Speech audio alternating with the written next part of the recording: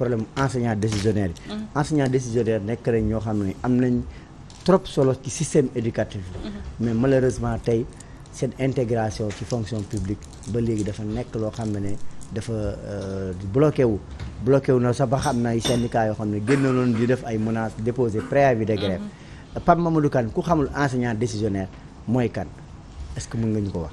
voilà asalaamaaleykum wa rahmatullah gannaaw bu ma sant yàlla julli ci Nabi sallallahu alayhi wasallam maa ngi leen di sant di leen gërëm ci invitation bi lu jëm ci wàllu jàngale. Effectivement boo nee jàngale daal di wax jàngalekat. kan mooy jàngalekat mooy ki nga xam mooy joxe xam-xam moo koy jox xale yi pour ñu mën a vraiment am lu ñu sàmmee seen àdduna defaru. alors jàngalekat boobu nag dafa am lu ko tënk maanaam bu fekkee da nga bëgg a nekk jàngalekat mën nga jaar par voie de concours mën nga jaar aussi par voie de recrutement direct c'est-à-dire sur titre am sa diplôme ñu saytu ko jël la dugal la ci jàngale bi saa nga def concours saa nga def formation léegi boo demee ba ci biir ñu lay def ay formation séquentielle bon moom mooy cas décisionnaire yi donc décisionnaire yi. mi ngi am ba léegi.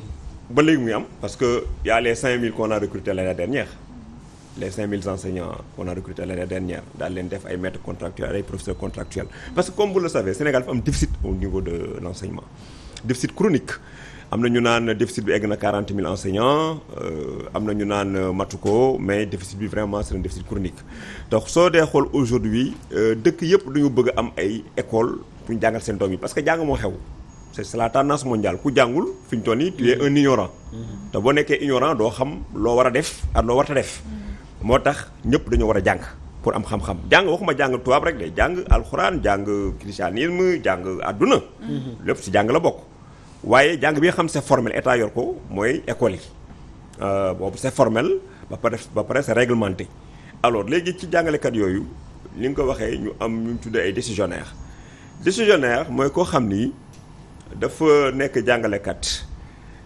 nekkagul fonctionnaire moo tax ñu tuddee ko décisionnaire ñoom dafa am benn loi bu leen régir boo xam ni ça date de 1974 temps Léopold Sédar Senghor la woon moo ko signé woon le 20 je pense c'est le 20 avril 1974 la ko signé woon décret boobu 74 347 loolu moo topp tey décisionnaire yi ba léegi xam nga loolu yàgg na man na lu mat 30 ans loolu nag ba léegi moo topp yenn jàngalekat yi ñi nga xam nag ñoom ñooy fonctionnaire ñoom loolu frappé wu leen parce que ñoom ñu ngi tënku ci décret bi ñu naan la loi 61-33 alors donc bu fekkee da nga bëgg a génne décisionnaire pour nekk fonctionnaire da ngay def carrière professionnelle c'est-à-dire si c'est l'instituteur tu dois avoir le CEAP au minimum avant l'âge de 35 ans ñu daal lay intégrer dugal la fonction publique wala nga am CAP certificat d'aptitude professionnelle avant l'âge de 35 ans ñu dugal la fonction publique mooy phase transitoire bi mais bu dee nag koo xam ni moom nekkul décisionnaire dafa nekk fonctionnaire moom fekk am na CAP wala CAP bon là moom loolu du ko frappé c'est la même chose aussi pour les professeurs contractuels professeurs contractuels ak maîtres contractuels presque benn lañ ñoo bokk. est-ce que xayma ngeen ñaata décisionnaire fu mu toll nii la ñuy. ils sont au nombre pratiquement de 38 000 ils sont nombreux bëri nañ trop. mais est-ce que léegi bu ñu leen dugalee aussi ci kii dinañ téye pour maanaam bu leen di contractualiser nañ téye tenir en compte seen ancienneté. pour mën ko dugal ci fichier bi. mais bien sûr loolu aussi ça a été réglé parce que ñun syndicalistes yi parce que décisionnaire dañu am seen benn groupe boo xam ni ñu ko tuddee le groupe des décisionnaires mais xam nga syndicat moom mooy défendre jàngalekat moo tax toujours à travers votre antenne je lance un appel ne leen toujours nañu dugg ci syndicat yi parce que état syndicat lay waxal état syndicat lay négocier te c'est un cas vraiment réel c'est un cas boo xam ni c'est avéré donc cas boobu pour ñu régler ko il faut que syndicat yi jël ko en main et syndicat yi jëluñu ko en main mais ñoom seen bopp ñoom dañu ko bëgg a jëlal seen bopp di ko xeexal seen bopp mais xeex boobu mënul antu parce que gouvernement du wax ak ñoom gouvernement ay syndicat lay waxal alors donc ñun syndicalistes yi li nga xam ne def nañ ko mooy on a posé ça sur la table des négociations mooy négociations yi passé mais négociations yi passé soo gisee tey amul impact bi mu war a am on a parlé beaucoup d'argent yokk nañ xaalisu jàngalekat yi et cetera si yeneen accord bi alors que l'enseignant a besoin de carrière carrière moo ëpp solo xaalis. mais est-ce que du yéene mettre en exergue loolu ba ñëpp ku leen xool léegi xaalis. Oui, c'est vrai que. laaj bu am solo de laaj bu am solo sax. Non, c'est une question pertinente. C'est vrai que aussi les enseignants ont traversé vraiment le désert parce qu'ils étaient mal payés. Vraiment, ils étaient très mal payés par rapport à ce qu'ils fournissent comme travail. 29 heures par semaine. di jox nit ki xam-xam nekk à 700 kilomètres de Dakar 800 kilomètres de Dakar ci àll ay abri provisoire comme ni ko Khoudoss di waxee souvent abri yi nekk ci ay néegu ñax te yaa ngi jógee Dakar màggee fi juddoo fi doo gis ceeb boo lekk. dal na ma jàngale naa Mako. je vivais comme les gars de Mako parce que amul dara la fa nekk rek ngay lekk force moom ngay lekk. c'est-à-dire bon yooyu yëpp passé nañ ko tey macha allah sant yàlla mais jaar-jaar la quoi. donc les enseignants sont très fatigués ils sont exposés aussi vraiment à beaucoup de danger.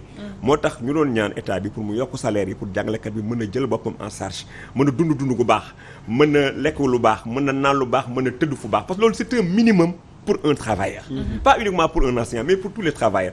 muy le gendarme qui est là-bas muy le militaire qui est en Casamance muy le policier muy le médecin muy l'infirmier ñun ñëpp dañoo nekk dans le même condition même que vous les journalistes. parce que je vois Aboukan à Podor mon ami Aboukan à Matam je sais pas Podor et cetera ils sont loin. donc impact boobu ñun lañ doon xeex pour ñëpp ñu am condition de vie et d'existence yoo xam ni loi moo ñu ko may conventions internationales ratifiées par l'État moo ñu ko may code du travail moo ñu ko may. donc même Macky Sall defalul dara journaliste yi bu mu faral ba léegi. ah mais na leen defal dara parce que vraiment yéen kenn mënu leen fay parce que vous travaillez jusqu'au tard dans la nuit surtout période bi ñu nekk. parce que mon ami là je l'ai appelé on ne s'est pas au téléphone mu ni ma kan fan yëpp damay liggéey ba fête bi sax dama liggéey. donc loolu aussi vraiment war na ci tenir compte. mu nekk ay heures supplémentaires yoo xam ne leen ko war a defal ak aussi tamit yokk tamit seen yi loolu dañ ko xeexaa pour yéen. et je pense que le SYNPICS ñu ngi may dégg. parce que SYNPICS fa ngeen bokk. SYNPICS man gisuma seen njëriñ. SYNPICS moom maa ngi koy wax SYNPICS kenn du leen gis ci maison de presse yi dama leen koy wax de ci sama baat ci kaw. SYNPICS yi mosuñu ñëw man mosuma leen ñëw gis sama maison de presse. ñu ñëw ne liggéeykat yi lan ngeen di dund. ah oui de mosuma leen gis man SYNPICS moom je le dis haut et fort séminaire atelier ngir yàlla dox leen affaire u syndicat mooy dem ci liggéeykat yi déglu seen jafe-jafe même convention bi demu leen ci benn correspondant benn région man mosuma gis SYNPICS ñëw Pikine ne correspondant yi lan ngeen di liggéey lan ngeen di dund man moom SYNPICS moom dama leen koy wax sama baat ci kaw. c'est important. donc je pense que wax ji moom ferenkulaay xaalisu enseignant yi la. waaw ñu ci bëri jàpp ne sa troisième mandat bi taxaw na.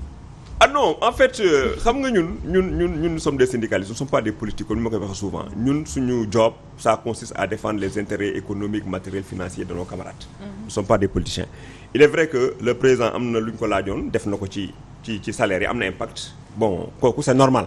n'importe quel président dañ ko koy wax aussi da koy def parce que c'est normal jàngalkat waruñu ko woon bàyyi di ko fay loo xam ni vraiment mënu ci dund sax loolu moom jaaduwul woon mais léegi wax dëgg yàlla ñu ngi sant yàlla baax. léegi lan mooy fil conducteur bi pour les cas décisionnaires. Pour les cas décisionnaires je pense que le ministre est passé à l'Assemblée nationale le nouveau ministre Gallo Ba il a pris l'engagement pour dire que le décret va être réformé c'est-à-dire corps boobu dañ koy éradiquer complètement comme jadis le corps des inspecteurs adjoints si vous vous rappelez bien. du camp de Castro du camp de Castro dañ ko éradiquer woon daal di leen def ay inspecteurs. donc je considère que dafa yéex nag parce que loolu Mariama Sarr moo njëkkoon jël dossier bi daan ne bon ñu ngi acté n'est-ce pas le décret concernant n'est-ce pas la revalorisation des décisionnaires mais boobu léegi ba Gallo ñëwee aussi waxaan na ko à l'Assemblée nationale mais boobu léegi décret bi génnagul. te il paraît que décret bi mu ngi ci couloir yi mais je pense que loolu dañ ko waroon actionné. bara janvier bi décret bi génn décisionnaire yi mën a nooyu tuuti. justement président day waajal defar discours à la nation lan ngeen di xaar parce que yàgg na nag discours à la nation après si jàngalekat yi lan ngeen di xaar lan ngeen bëgg parce que ba léegi am na loo xam ne lu des ci système bi. waaw ñun li ñu bëgg di ko ñaan suñu président mooy ci discours bi muy def mu nekk un discours républicain parce que président moom mooy njiitu sénégalais yépp c'est pas le président de l'APR. C'est le président de tous les Sénégalais. jaajëf qu'on le veuille ou non ba 2024 nag la mandat bi di jeex. ndax day compter wala am beneen président loolu yàlla moo xam. mais képp kuñ fi fal. loolu conseil constitutionnel moo xam. loolu képp kuñ fi fal en tout cas xamee ni yow tu es le président de tous les Sénégalais. mënoo nekk président de tous les Sénégalais. di jël ñii di leen protéger di bàyyi ñii. te loolu coow li mu ngi fi bëgg a bëri ci loolu. am na ay ñombe yoo xam ne am na ñu ko def Cour des comptes génn na ko nañu jël les mêmes mesures la jurisprudence Khalifa Sall et Karim Wade def ko ci ñooñu comme ça yëf yi mën a leer. parce que nit da ngay tëddee njaaxaanjaay. loolu la yàlla bëgg. wax dëgg loolu la yàlla bëgg. te tey société civile bi nga xam ne ñun fa lañ bokk on a pris les choses en main.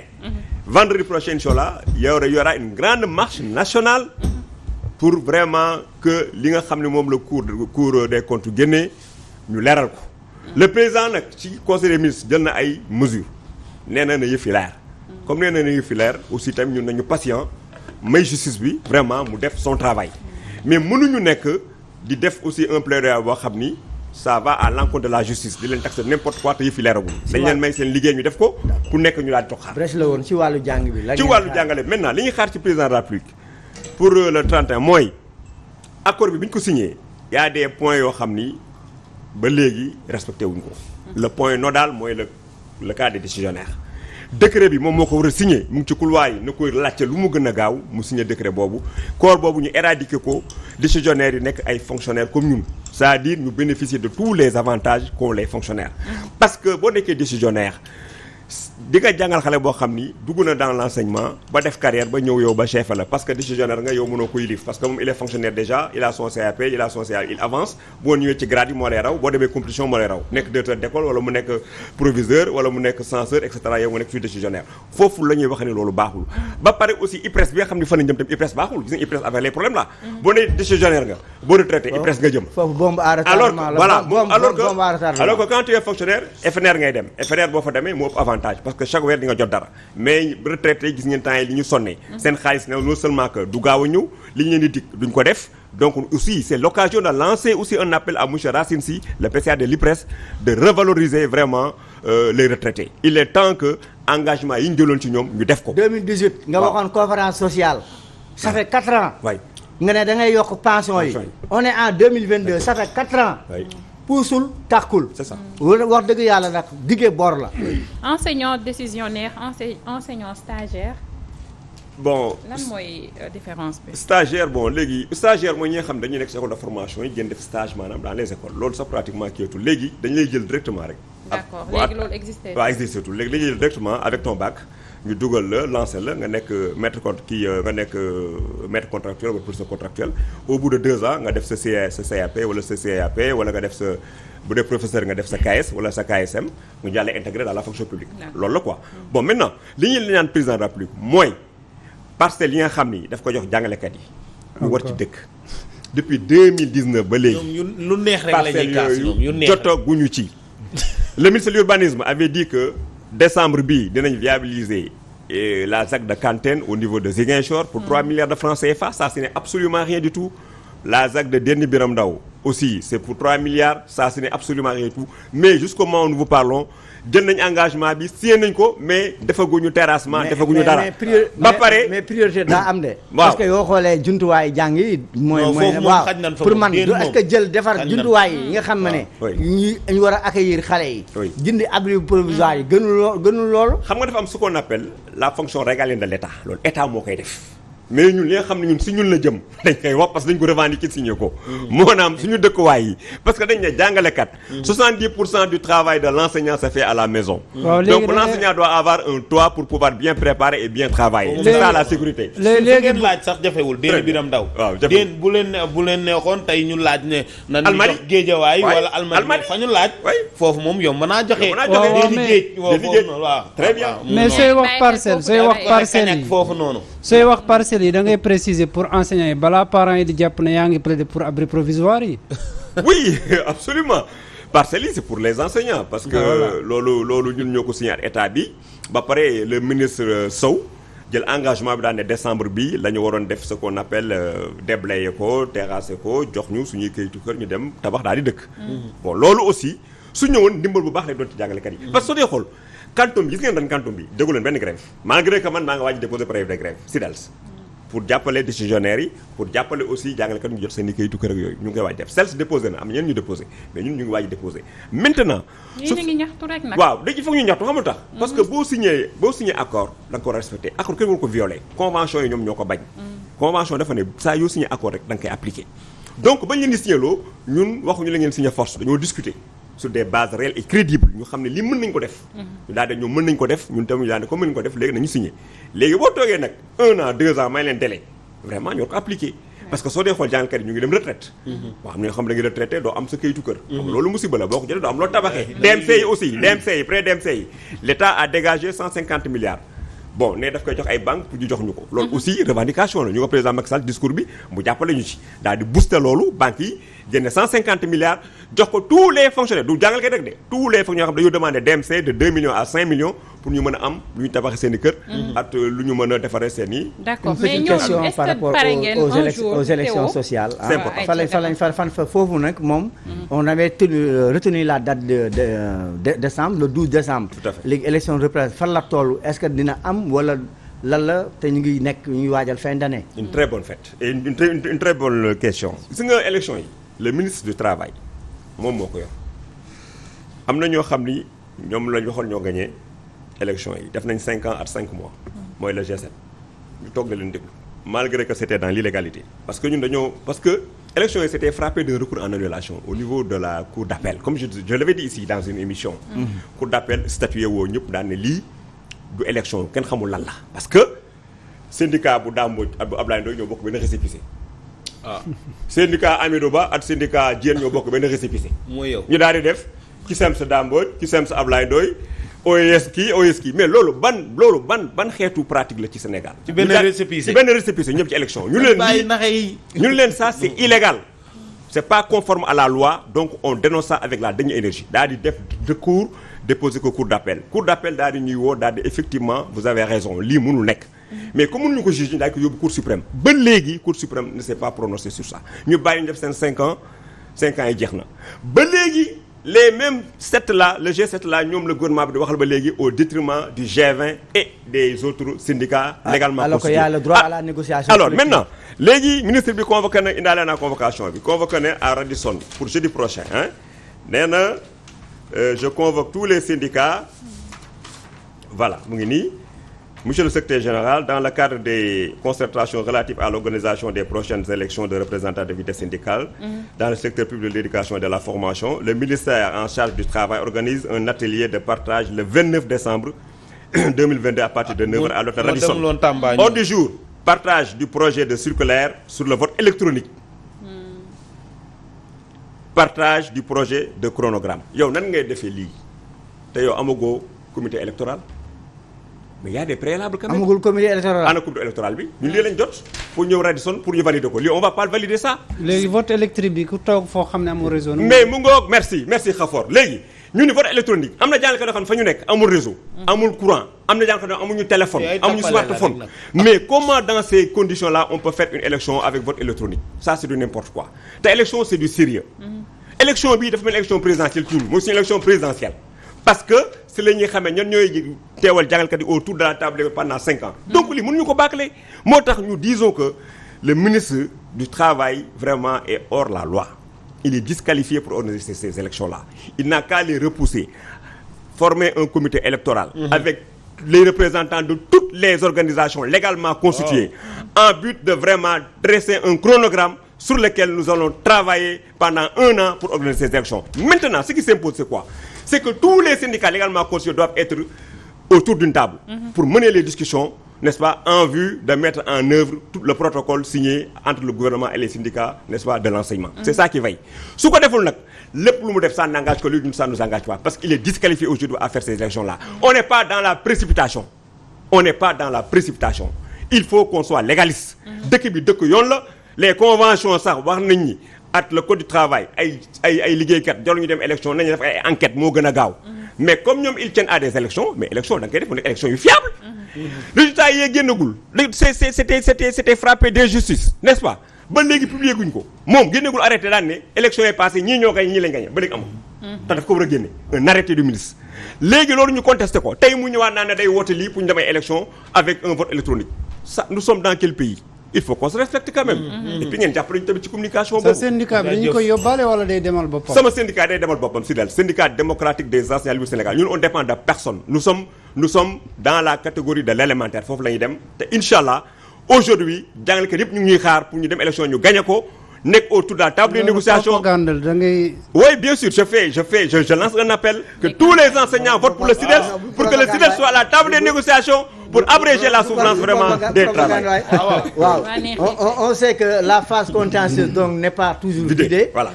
On devait faire une chose parce que actuellement benn 7 syndicats rek waruñu décider. Voilà. À la place des autres parce que. Merci. Il y a ce qu'on appelle le droit à la négociation collective. Pour ceux qui ne le savent pas. Oui. Donc monsieur le ministre sur ce point. Oui. Ah. C'est pas bon hein. Vous devez revoir votre le copie. 29 boobu sax journée Sàmm si. nationale de l'élevage moo xewle sax nañ ñu jàppale ci suñu bis bi. Voilà waxtu bi xoj ñu bàyyi ko mu nañu kon ñu jàpp ne nag lépp lu ñu fi wax nag encore une fois. Pape Mamadou Kane nga tàggoo bokk avant muy. Oui donc maa ngi sant yàlla encore di julli ci Yonent bi di leen sant parce que seen plateau bi dafa riche parce que li mu fi dégg tey experts yi fi ñëw en élevage. et aussi en matière de ITE. ça c'est l'expertise quoi dama kontaan quoi parce que dama jàng lu bëri ci sëñ bi li mu wax ak le collègue là bu ITE bi. aussi di remercier Khafor aussi sur son dynamisme en matière Kodos sur son dynamisme en matière de questionnement de même que vous madame Nia. yow sama jabar nga parce que sa jëkkër suma xarit la. dëgg la ak mon ami journaliste bonne fête aussi. parce que gisantu wuñu woon boobu. et je pense que la fête s'est bien passée. di leen ñaanal yàlla plateau bi lépp lu ñu fi wax rek. yàlla suñu borom bi gërëm ko. leen suñu aajo yàlla barke liggéey bi. journalistes yi aussi Synpics déglu leen parce que vraiment vous êtes dans un syndicat crédible. ñu jël seen préoccupation jox ko n'est-ce pas le gouvernement ñu étudier ko yokkal leen seen i salaire mettre leen dans de bonnes conditions d'existence parce que loolu aujourd'hui moom mooy tendance bi dans le monde. dëgg la ayca am na solo bu baax a baax yàlla baax na teew léegi nga ni. man fi may mujjee rek ngir bi yàlla jox leen école publique gëddëm. billaay delloo leen ko fi mu nekkoon. parce que yéen ñii tamit ngeen jàpp ne xëy na bu ñu leen salfaañe woon du ngeen yegg foo leen yegg. yéen ñëpp. matière de loolu aussi da nga koy non ci gouvernement bi nag ma préciser bien. ay histoire ak yu kenn xamul la. non kay la ci gouvernement bi. ñu ci bëri jaar nañ nekk enseignant galaa ñu am poste. ñu nekk administration. muy préfet gouverneur. ñu bëri dañoo dekkoon enseignant galaa ñuy nekk gouverneur. kon te tey valeur enseignant da ngay dem ba nekk un psychologue. parce que da ngay jàng nit. kon nag loolu waruñu ko salfaañee. kuy jàngal sa doom da nga kaa war a jox cër. kon nag tey jox leen ngir yàlla delloo leen école publique fu mu nekkoon man loolu rek mooy sama kàddu. surtout nag année bi ñu jëm. 2023 jox leen gëdd jàng bi jox leen école publique gëddëm. ngir mu dellu fu mu nekkoon.